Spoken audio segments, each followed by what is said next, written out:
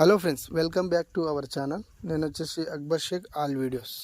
So friends, ఈరోజు అయితే మనము బెల్లింగ్ ఫాల్కన్ ఛార్జింగ్ వెహికల్ దాని గురించి మనం రివ్యూ చేయబోతున్నాము.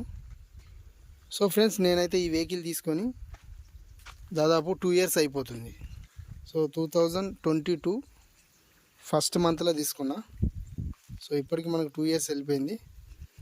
ఆల్మోస్ట్ మనకి ఈ బైక్ అనేది మనకు ఎలాంటి ట్రబుల్ అనేది ఇవ్వలేదు ఈ 2 yearsలో.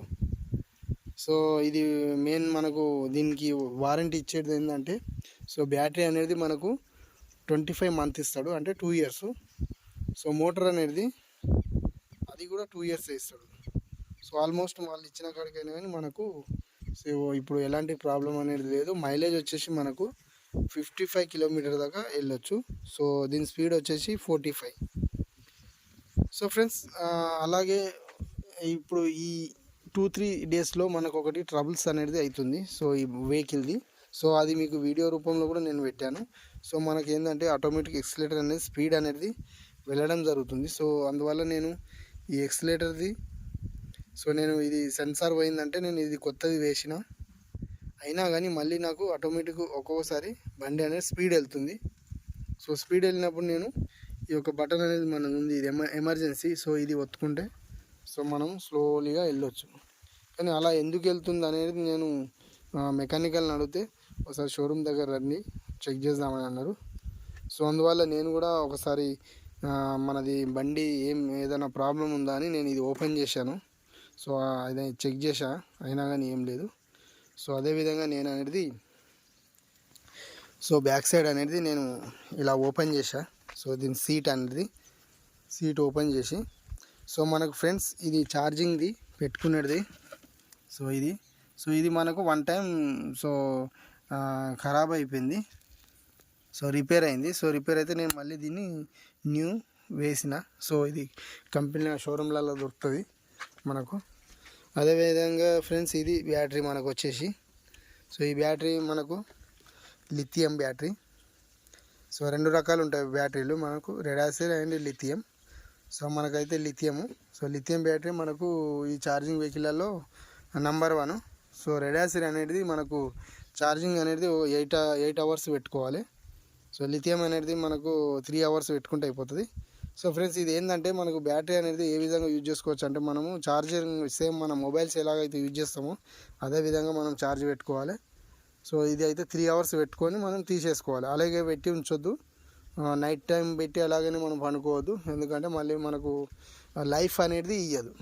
అదేవిధంగా మనం ఏం చేయాలంటే దీన్ని ఛార్జింగ్ 3 hours పెట్టుకొని మళ్ళీ తీసేసుకోవాలి. ఓకేనా ఫ్రెండ్స్? ఫ్రెండ్స్, దీనికి ఇంకోటి ఏంటంటే డీసీ వచ్చేసింది మనకి. ఇది ఆటోమేటిక్ ప్రాబ్లం అయినప్పుడు ఇలా పడిపోతుంది. ఇది లోపల ఉంది.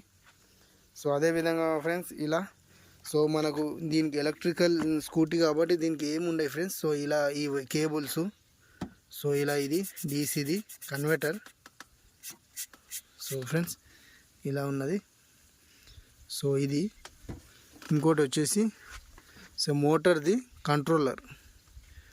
ఇలా మోటార్ కంట్రోలర్ ఇది ఉంటుంది. చూసారా ఫ్రెండ్స్? ఇలా మోటార్ కంట్రోల్. అలా ఇక్కడనే కొంచెం మనము వెహికల్ వాష్ చేసినప్పుడు మాత్రం ఇందులో వాటర్ వెళ్ళనీయకుండా చూసుకోవాలి మనం కేర్ఫుల్గా. ఇది బ్యాటరీది నుంచి మనకు మోటార్ను ఇక్కడ కంట్రోలర్ నుంచి మనకు మోటార్లోకి వెళ్ళడం జరుగుతుంది కేబుల్. ఇదాని difference cable. ఇది వచ్చేసి మోటార్ మనకు ఇందులో ఉంటుంది. మనం అక్కడ యాక్సిలేటర్ అన్నప్పుడు ఇక్కడ మూవ్ అవుతుంటుంది. ఓకేనా ఫ్రెండ్స్? ఆల్మోస్ట్ ఇంతే ఫ్రెండ్స్. చిన్న చిన్న రిపేర్ అనేది మనకు జరగడం జరిగింది.